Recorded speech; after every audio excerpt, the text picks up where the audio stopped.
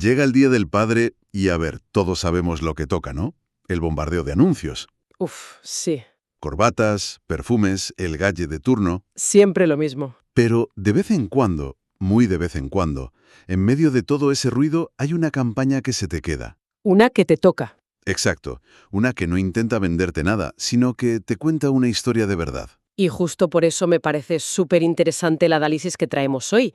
Es de Idearium, una consultora que tiene un ojo clínico para estas cosas. Ajá. Y se han puesto a desmenuzar precisamente esas campañas, las inolvidables del Día del Padre, para ver qué tienen en común, para buscarles el ADN. Esa es la idea, entonces. Porque la pregunta que lanzan es la clave de todo. ¿Qué hace que un anuncio deje de ser un anuncio y se convierta en, no sé, en parte de la conversación? Totalmente. Y la respuesta, según ellos, no es magia. Hay un patrón. Manual de instrucciones. Algo así, sí. Un manual de 5 puntos. El análisis identifica 5 claves que, de una forma u otra, están siempre ahí en las campañas que de verdad funcionan. Vale. Así que, si te parece, nos metemos de lleno en cada una para entender qué son y, sobre todo, por qué son tan eficaces. Perfecto. Pues vamos al grano. La primera clave es la que parece la base de todo, ¿no? La conexión emocional real. El pilar maestro. El artículo insiste en que las campañas que perduran son las que te provocan algo. O sea, una sonrisa, una lágrima, lo que sea, pero que sea genuino. Vale, vamos a desgranar esto. Es que es fundamental. Sin emoción, un mensaje es solo información. ¿Y la información se olvida? Exacto. La emoción, en cambio, crea un anclaje en la memoria. Y el ejemplo que ponen para ilustrar esto es de manual. La campaña Go Ask Dad de Gillette. Sí, la recuerdo. Fue muy sonada. Y lo más curioso es que apenas se veían. Cuchillas de afeitar. Nada. El concepto era súper simple pero potentísimo. Jóvenes de todo el mundo llamando a sus padres para preguntarles cosas. Cosas que nunca se habían atrevido, además. Eso es, desde cómo afeitarse hasta cómo pedir un aumento.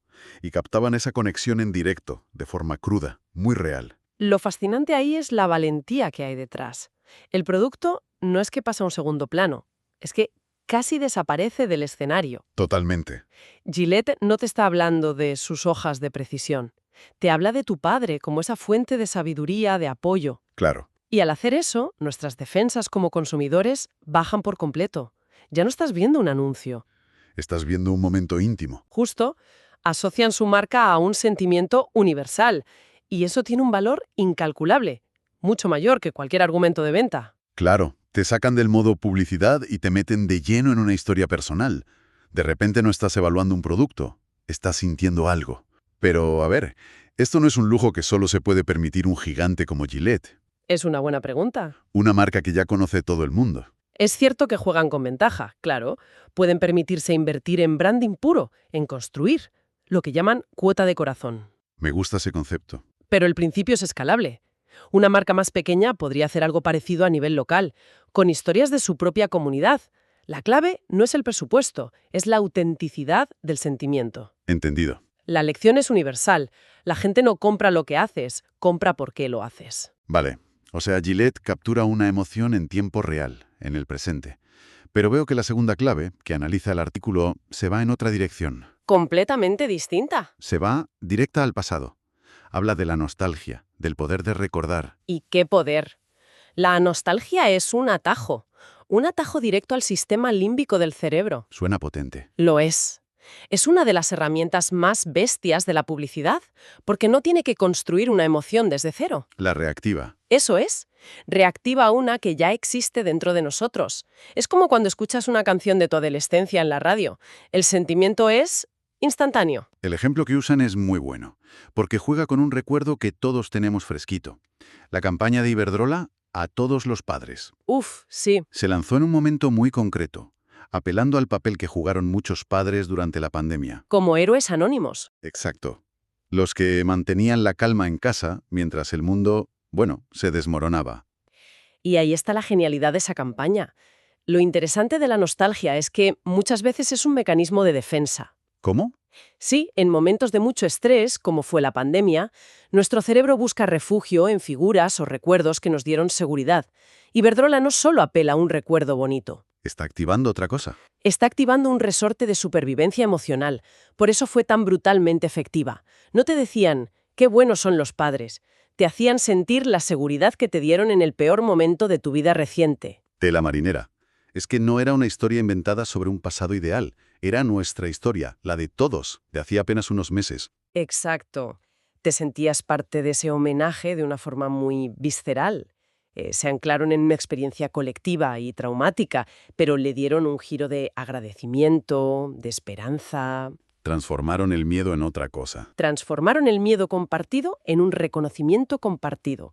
Eso es marketing emocional en estado puro. Claro, pero no todo puede ser tan intenso, tan lacrimógeno, ¿no? A veces la conexión más fuerte viene de la risa. Afortunadamente sí.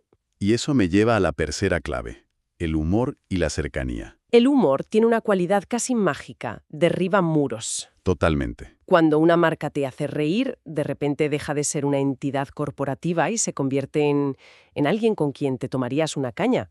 Te está diciendo, te entiendo, sé cómo es tu vida, con sus absurdos. El ejemplo que cita el artículo es perfecto para esto. La campaña Ser Padre Compensa de la ONCE. Buah, era una maravilla. Es que era buenísima. Mostraba la paternidad sin filtros, con todos sus momentos caóticos, surrealistas, el padre intentando trabajar con el niño colgado del cuello, las manchas de comida. La vida real. No era la típica postal del padre perfecto. Y esa es la clave de su éxito. La autenticidad. Durante décadas, la publicidad nos ha vendido un arquetipo de padre idealizado, casi un superhéroe. Sí, Lo que hace la ONCE es romper con eso y decir, ser padre es un lío maravilloso. Y lo sabemos. Y al hacerlo genera una complicidad brutal. es como si te dieran una palmadita en la espalda. Exacto. Tranquilo, a todos nos pasa. No te sientes juzgado por no ser ese padre de anuncio, sino que te sientes validado y comprendido. Pero, ¿no existe el riesgo de que el humor pueda, no sé, trivializar un poco la figura del padre? Siempre hay un riesgo, claro. El humor es muy cultural, muy subjetivo. Lo que a uno le hace gracia. A otro le puede ofender. La clara está en reírse con los padres, no de los padres. Entiendo. La campaña de la ONCE funciona porque, a pesar del caos que muestra, el mensaje de fondo es profundamente tierno. A pesar de todo, compensa. El humor es el vehículo, pero el destino final es el cariño. Mm. Es una línea muy fina, pero si la cruzas bien, la recompensa es enorme. Vale. Hasta ahora hemos hablado de campañas que vemos, que sentimos, pero el siguiente punto le da la vuelta a la tortilla por completo. Un cambio de paradigma total. La cuarta clave, experiencias interactivas. Ya no se trata de que el público vea, sino de que participe. Y pasamos de una comunicación unidireccional, un monólogo de la marca, a una conversación, a una creación conjunta. El caso que mencionan es el de Mau. En lugar de lanzar un anuncio, invitaron a sus seguidores a compartir historias con sus padres usando un hashtag. Y fue una avalancha. Claro. Es que es un ejemplo de manual de lo que se llama contenido generado por el usuario. La marca cede el control creativo, que es algo que asusta a muchos directores de marketing. Me lo imagino. Pero el retorno es inmenso. Conviertes a tu audiencia en tu equipo creativo, en tus actores y en tu canal de distribución. Todo a la vez. Gana una credibilidad brutal. Es que ya no es Mahou diciéndote lo importantes que son los padres. Son miles de personas demostrándolo con sus propias historias. O sea que le das las llaves del coche de tu marca a miles de desconocidos. Da un poco de vértigo, ¿no? ¿Qué pasa si la gente empieza a usarlo para criticarte? Ese es el gran miedo, sí. Pierdes el control editorial. Pero si la propuesta es genuinamente positiva, como en este caso... Comparte un buen momento con tu padre. Exacto. Actúas como un ararrayos de negatividad. El riesgo es real, pero si conoces a tu comunidad y la base es sólida, el resultado suele ser espectacular. El engagement y la autenticidad que consigues superan el riesgo con creces. Es darle el micrófono a tu propia audiencia. ¡Qué potente! Y esto de crear comunidad conecta perfectamente con la quinta y última clave, que ya no va tanto de la táctica, sino del alma de la marca. De los valores familiares y la responsabilidad social. Eso es. Totalmente.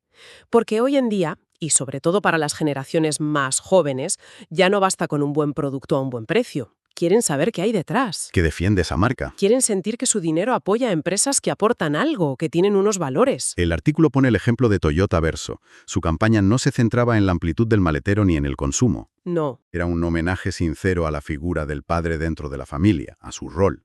Y esto es fundamental para entender el marketing de hoy. Se trata de alinear el propósito de tu marca con los valores del consumidor. Toyota no te está vendiendo un monovolumen. Te está diciendo otra cosa. Te está diciendo, entendemos y valoramos a la familia tanto como tú. Este tipo de comunicación no busca una venta mañana. Busca construir lealtad para los próximos 10 años. Cambia la relación. Transforma una relación transaccional en una relación de afinidad. De creemos en lo mismo, por eso te elijo. Clarísimo. Entonces, haciendo un repaso, tenemos emoción pura, un viaje al pasado con la nostalgia, la sonrisa con el humor, convertirnos en protagonistas con la interacción y, al final, conectar a un nivel más profundo con los valores. ¿Qué significa todo esto en conjunto? Pues significa que las marcas más inteligentes han entendido que el Día del Padre no es una excusa para vender. Es una oportunidad. Es una oportunidad para contar una historia y demostrar quiénes son. Como concluye el artículo, el objetivo no es mover stock, es crear una experiencia memorable que se quede en el corazón de la gente. Y que se convierte en algo que la gente quiera compartir, no porque sea un anuncio ingenioso. Sino porque es una historia que merece ser contada. Exacto. Y si damos un paso atrás, nos damos cuenta de que estos 5 principios no son exclusivos del Día del Padre. Ya. Son en realidad los cimientos de cualquier comunicación humana efectiva. No son trucos de marketing, son 5 formas de demostrar que entiendes a tu audiencia como personas. No como objetivos de venta. Se trata de escuchar, de empatizar y de aportar algo de valor, ya sea una emoción, un recuerdo o una risa. Es un recordatorio de que, al final del día, la comunicación más efectiva es la que se siente, la que se siente humana. Precisamente.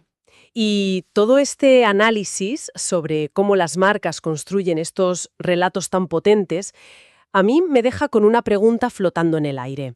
Una idea para darle vueltas. A ver. Hemos visto que estos patrones, la nostalgia, el humor, los valores, son súper eficaces en la publicidad para hablar sobre la paternidad. Sí. La pregunta es, si le quitamos la capa comercial, ¿no son estos los mismos mecanismos que usamos nosotros en nuestro día a día? ¿No recurrimos a viejas anécdotas, a chistes sobre los líos cotidianos o a hablar de lo que de verdad importa para celebrar y entender lo que significa ser padre? Quizás las marcas más listas no están inventando nada. Quizás simplemente han aprendido a escuchar mejor cómo hablamos de las cosas que de verdad nos importan.